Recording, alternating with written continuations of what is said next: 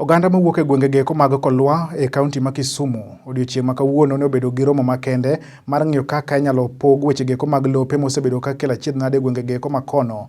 Maeri gitimo motelo ne romo makende ma bende koro ibiro bagi gi duol ma ng'iyo wechege mag lope pacho kaeri National Land Commission machano mar limo gwengege ma kono. E sechego ruoth ma kono Migosi Otieno Kabisai nokwayo jopiny e gwengege oikre makare ne chenro geko mag ndikruok makare mag lope maggi.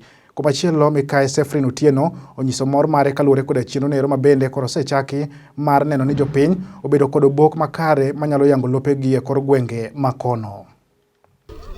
To lop mar nam thoy ni wasebedo kwach yuare, chuora nosetho, thoth jok modak matie lobni chuogi nosetho, to lobni ema chiemogo tema nitiere konyruok kwa duto.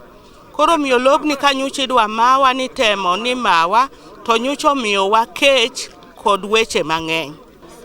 Koro ncho miyo wa kuyo mang'eny gi kech mang'eny gi chandruok e iwa kae. Koro sama ne lobegi koro wawinjo bura ni lobegi duogo mekwa maber kendo miyo wa namba, nwa mor nyaka nwachak winjo wach ni wasebedo kwa mor kendo wasebedo kwa hil gi piny te gi nyithinde wate.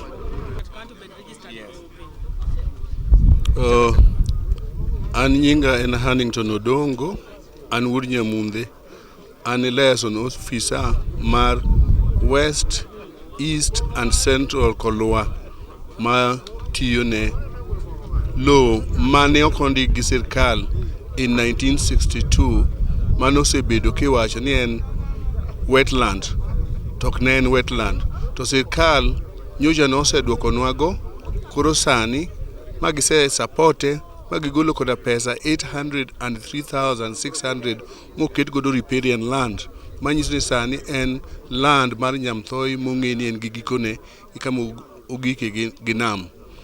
Sani anaduoko ne sirkal erokamano kuom miyowa jogo man gi winjo moriere tir. Sani wanie baraza mar Senior Chief Kabisai ka wang'iyo kaka wanyalo yierore mondo wabed gi technical committee mabiro konyowa e exercise mar adjudication mondo pog lo mane ne ok opogi cha ne wegi.